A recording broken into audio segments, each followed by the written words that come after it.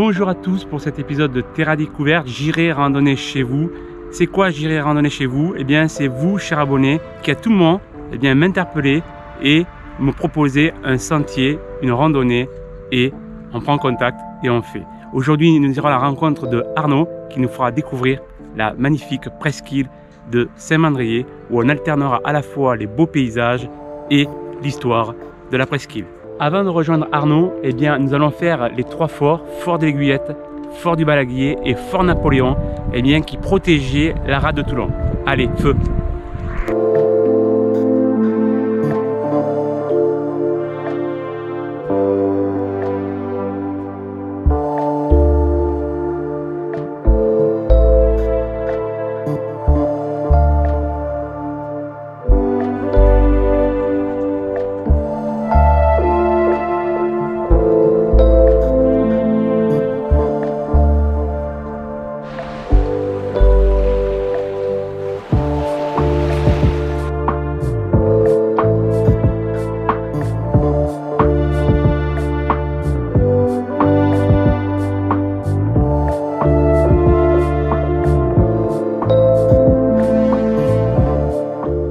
À savoir qu'au Fort Balaguier en 1967, une scène a été tournée avec Louis de Funès et Michel Galabru.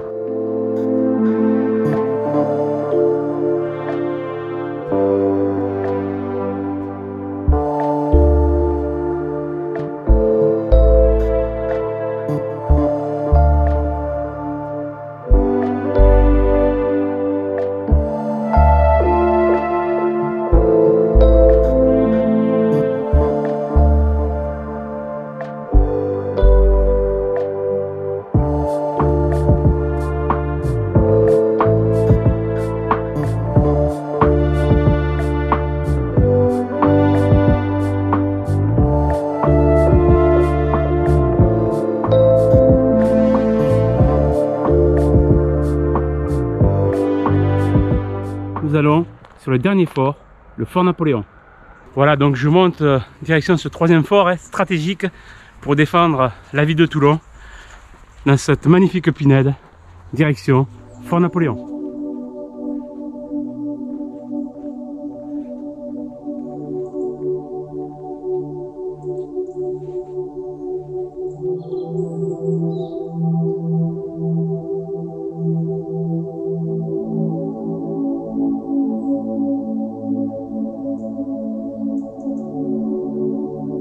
Alors il s'agit d'un fort carré, il a été construit en 1812 et achevé en 1823 sous Louis XVIII.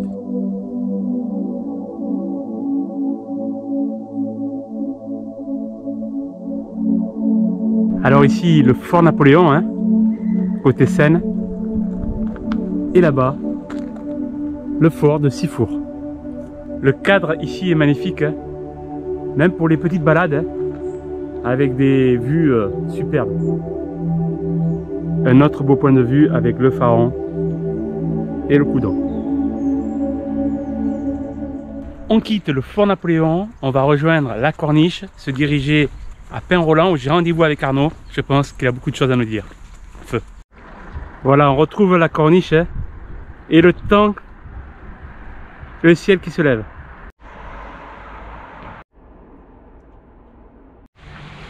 Voilà, nous sommes au niveau de la place des Sablettes.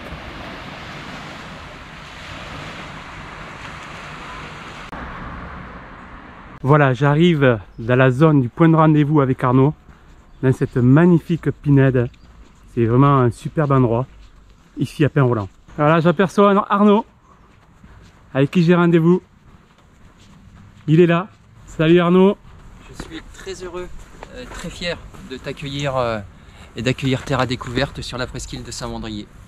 Voilà. Ben moi c'est pareil, je suis vraiment heureux de l'invitation par Arnaud et je vais lui laisser la main parce que là c'est sa zone, c'est son fief et je pense qu'on va passer une superbe journée. Nous sommes dans la pinède de Saint-Asile qui est un lieu très agréable et j'ai souhaité rendre hommage à l'un de ses fiers représentants qui est un pin parasol centenaire.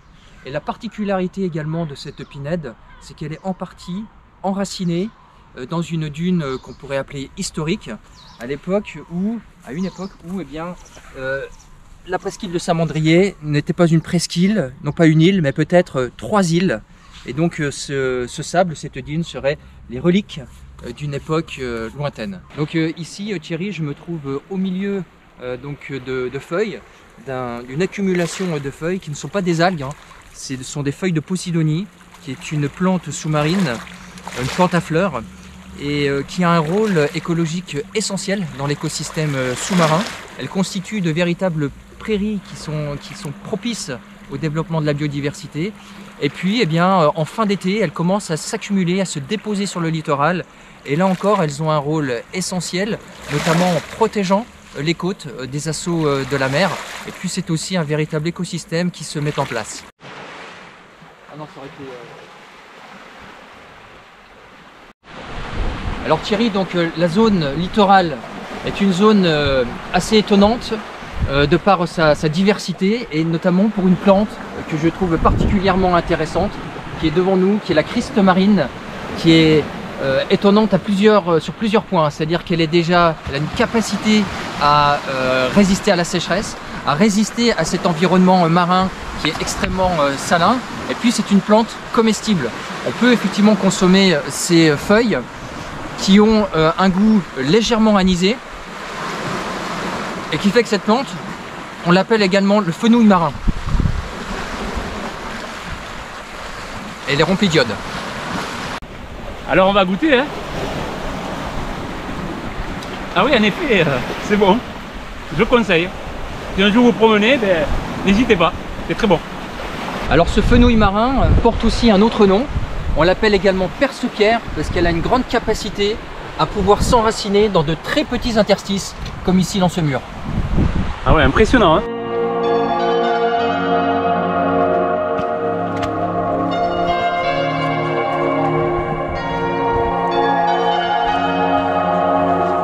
Bon Thierry, maintenant comme je sais que tu aimes bien ça, je te propose de t'emmener là-bas sur cette structure que l'on voit, qui est un poste photoélectrique qui date de la fin du 19e siècle.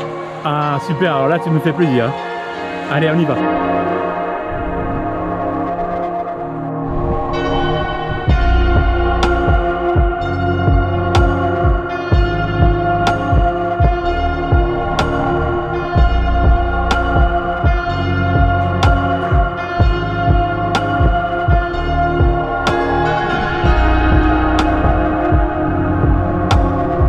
Ici, nous sommes dans les vestiges d'un poste photoélectrique qui faisait partie d'un système défensif sur l'ensemble des approches maritimes de Toulon, et dont l'objectif était la nuit d'éclairer les navires et d'essayer de les identifier. Et à ce moment-là, à partir du moment où un navire ennemi était identifié, il était pris en charge. Il était la cible d'un fort qui se situe un petit peu plus haut et sur lequel nous irons tout à l'heure.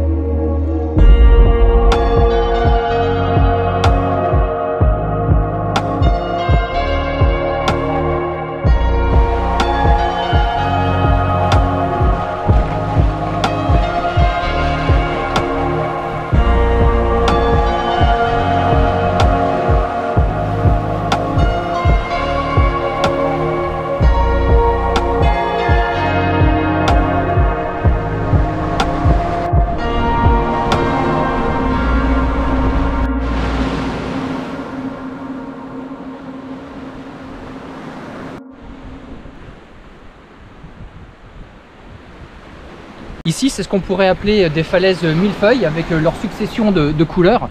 En fait, ce sont de très anciens dépôts sédimentaires qui, il y a à peu près 100 millions d'années, se sont soulevés, se sont brisés, sont venus se superposer les uns sur les autres.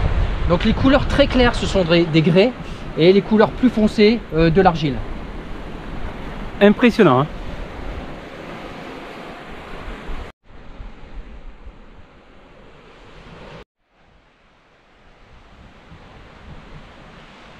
Ici, nous avons la table d'orientation qui donne en fait finalement une vue du ciel et de la géographie de la presqu'île.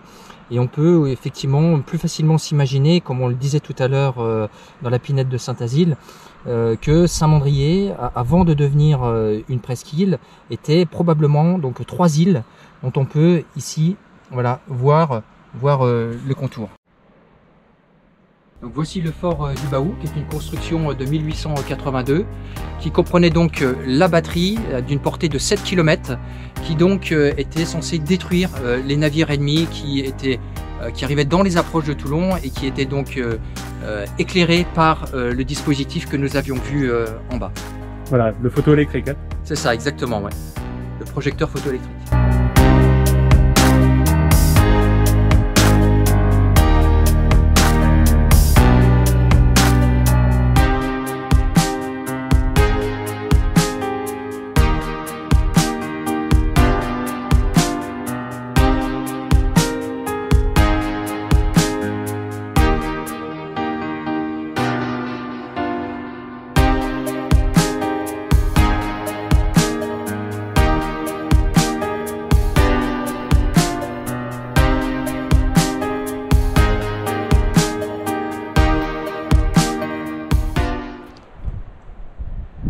Et voilà, vous avez compris, on marche plus, c'est l'heure de la pause pique-nique. Hein. Un peu de force, hein. Moi une salade et des tomates, pareil pour Arnaud. Arnaud nous a trouvé un endroit magnifique, hein. Un petit pique-nique restaurant panoramique. Je vais vous faire voir ça, c'est magnifique. Et je pense qu'Arnaud a encore plein de belles choses à nous faire voir, n'est-ce pas? Oui, tout à fait, oui. À tout à l'heure. Voilà, donc on n'en dit pas plus, hein. C'est la surprise, hein. Restez jusqu'à la fin de la vidéo, il y a plein de choses encore à voir, hein. Allez, juste un indice, hein. On va parler de sarcophage, mais voilà, et pas plus. Et regardez surtout le coin.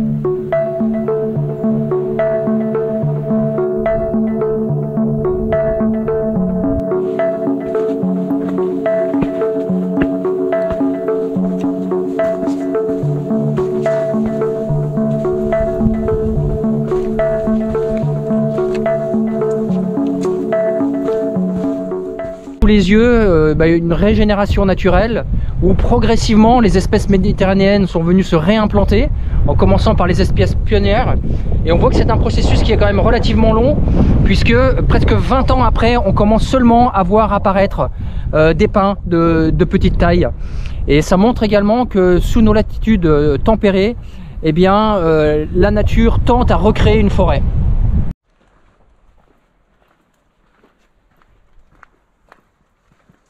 Allez, on continue, hein. Mais regardez quand même, hein. On a de la chance aujourd'hui, hein. Arnaud nous fait voir quand même des endroits superbes, hein. N'hésitez pas à venir, hein, sur cette presqu'île de Saint-Mandrier et à emprunter ce chemin du littoral. C'est quand même assez exceptionnel ce paysage, hein. C'est quand même un paysage de carte postale. C'est magnifique.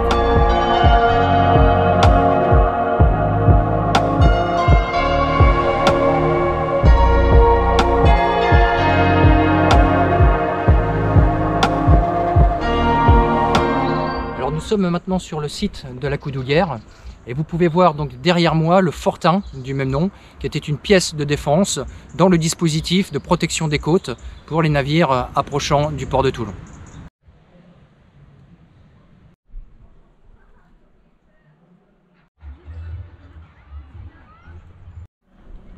Donc nous sommes à présent sur le site de l'Ermitage, sur le domaine de l'Ermitage, qui est une propriété du Conservatoire du Littoral, qui a fait partie d'un très beau projet avec la réhabilitation d'une maison de maître, la réimplantation de vignes, une activité de maraîchage, on y trouve des oliviers également. Et c'est donc le témoignage d'une ruralité passée qui vit encore aujourd'hui au travers de fêtes occasionnelles, comme c'est le cas avec la fête de la courge. Et vous pouvez voir également en arrière-plan le paysage qui a été durement marqué par un incendie lors de l'été 2019.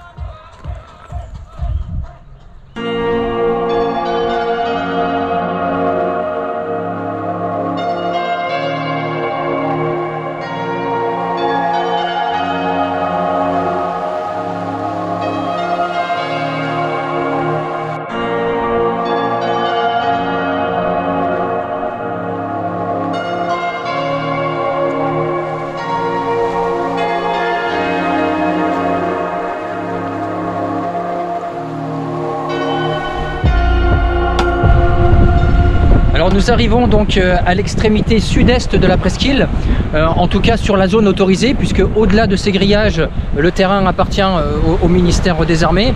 Nous sommes sur le site de Cavalas, alors avec deux particularités. Donc la première, eh bien, ce sont des restes de blocs de la Deuxième Guerre mondiale, car ici les Allemands avaient en projet la mise à l'eau de sous-marins de poche sur rail, avec un système donc de rails et de chariots, ainsi que qui était treuillé, dont on voit maintenant les vestiges. Et puis la deuxième particularité, on y reviendra un petit peu tout à l'heure, c'est ce vallon de Cavalas qui est un beau lieu de biodiversité. Donc nous sommes ici au cœur du vallon de Cavalas. Et comme je vous le disais, en fait, c'est un lieu qui est extrêmement intéressant sur le plan de la biodiversité. C'est un lieu de quiétude également. Lors du recensement de l'Atlas de la biodiversité communale, la Ligue pour la protection des oiseaux a notamment comptabilisé plus d'une cinquantaine d'espèces d'oiseaux différents, et dont une vingtaine étaient des oiseaux migrateurs transsahariens qui venaient se poser sur leur route de migration. Donc à partir d'ici, Thierry, donc nous quittons la partie sud de la presqu'île de Saint-Mandrier, avec derrière nous donc le terrain militaire sur lequel est installé le pôle école Méditerranée, qui est le plus grand centre de formation professionnelle de la marine, qui accueille à peu près 8000 élèves et stagiaires par an. Et puis maintenant nous allons nous diriger vers le cimetière franco-italien qui nous réserve là aussi des surprises. Allez, ben on y va.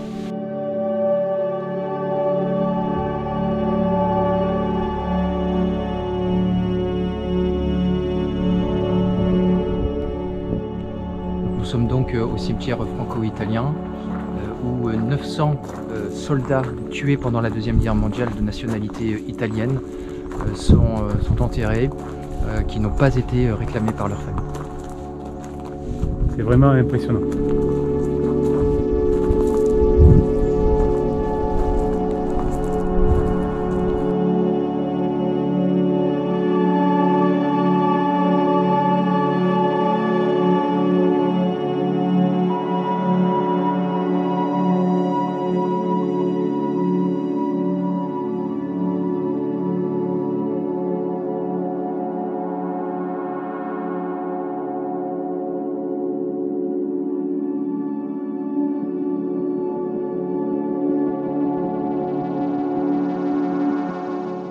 Là maintenant nous sommes face au mausolée du vice-amiral d'escadre Latouche-Tréville, une pyramide d'un peu plus de 7 mètres de hauteur.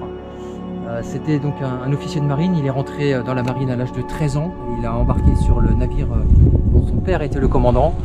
Et puis il s'est illustré notamment lors de la guerre d'indépendance des États-Unis. Certains le surnommaient même la terreur des Anglais. Et il est décédé à bord de son navire, le Bucentaure, en rade de Toulon. Et paraît-il que sa mort aurait été cachée, notamment aux Anglais et à son pire ennemi, l'amiral Nelson. Alors donc là, on a une vue maintenant un petit peu en hauteur du port de Saint-Mandrier, qu'on appelle aussi le quartier du Creux Saint-Georges. Donc c'est un port en fait qui est historiquement fréquenté depuis longtemps, puisque les navigateurs y appréciaient beaucoup de venir s'y mettre à l'abri, et notamment les Phéniciens, les Romains, donc y passaient déjà.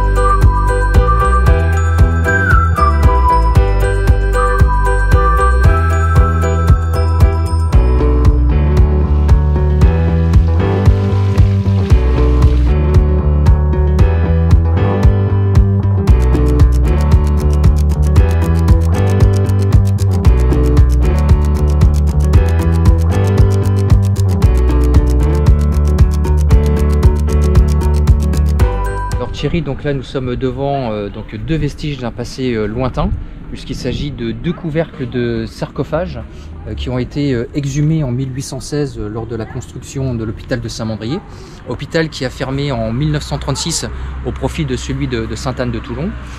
Et sur ces deux couvercles de sarcophages n'apparaissent aucune marque, Ce qui fait que aujourd'hui encore, alors ils ont été datés du 5e et 6e siècle, et ce qui fait qu'aujourd'hui, eh bien, ils gardent encore une large part de mystère. Voilà, donc du mystère encore pour ces sarcophages. Peut-être qu'un jour, on aura la vérité sur ces sarcophages. Voilà, nous sommes sur les hauteurs de Saint-Mandrier, à quelques encablures du port. Et on aperçoit ici, eh bien, le pôle école Méditerranée Nord, où s'effectuent les spécialités mécaniciens, électriciens et sécurité. Et là-haut, la VJCP.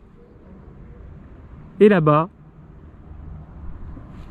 l'IMS, là où ils font les bâtiments de luxe.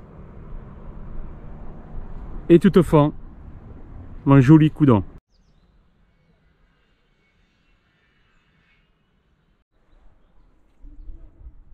Oui Arnaud, cette zone là donc de bois brûlé, d'arbres brûlés, ça vient d'où? Alors effectivement, donc tout cet espace forestier a brûlé lors d'un violent incendie en l'été 2019, celui dont on a parlé déjà tout à l'heure quand nous étions sur le site de l'Ermitage. Donc on voit qu'autour de nous que la régénération naturelle a fait son œuvre, puisque la nature reprend vie. Et puis également sur la partie communale, il y a des actions de reboisement, de replantation qui ont été effectuées, impliquant eh bien, des personnes de la société civile, les scolaires et les représentants et les associations voilà, de bénévoles. Voilà, donc moi j'ai un message à tous les promeneurs, les randonneurs, voilà, soyez vigilants sur les chemins, voilà, ça peut faire rapidement des dégâts, donc soyons tous vigilants, surtout pour ceux qui fument. Attention à vos mégots. Allez. Arnaud nous amène encore dans un beau point de vue. Et ici, on surplombe le très beau port de Saint-Mandrier. Là où on était tout à l'heure. C'est vraiment très beau.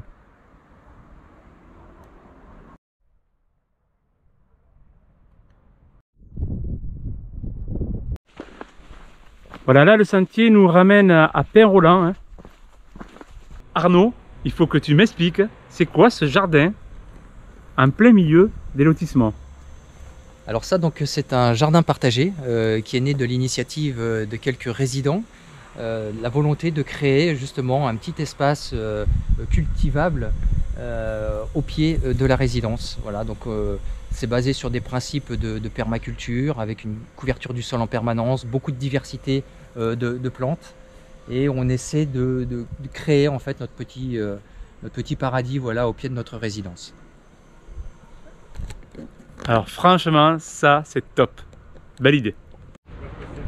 Voilà, la boucle avec Arnaud est bouclée. On arrive de nouveau au point de rendez-vous ce matin à 9h30. Là, il est 17h. C'est pour dire qu'on a bien arpenté les sentiers de ces magnifiques endroits que nous a fait découvrir Arnaud. Je vais lui poser la question maintenant. Arnaud, alors pourquoi, voilà, quelles sont les motivations eh bien, de partager ce moment avec la chaîne Terra Découverte et en l'occurrence aussi avec moi. Très simplement, donc la presqu'île de Saint-Mandrier est un micro-territoire d'environ 500 hectares et qui regorge de centres d'intérêt. Donc je souhaitais vraiment, par ton intermédiaire, faire partager tout cela avec tes abonnés. Voilà, ben, c'est super, en tout cas vous avez été gâtés, chers abonnés, et moi c'est un plaisir de partager ces grands moments qu'on a passés tous ensemble, notamment avec vous, parce que Arnaud est vraiment très fort dans ses explications. Franchement c'est un spécialiste, il est bien meilleur que moi je dirais, et il a été parfait dans toutes ses explications qui sont pertinentes et vraiment intéressantes pour nous tous. Et je suis sûr que même vous de Saint-Mandrier, chers habitants, vous avez certainement peut-être appris des éléments que nous a donné Arnaud. Voilà. En tout cas, moi je vous dis à très bientôt sur la chaîne Terra Découverte. Au revoir. Au revoir Arnaud. Merci. Salut Thierry.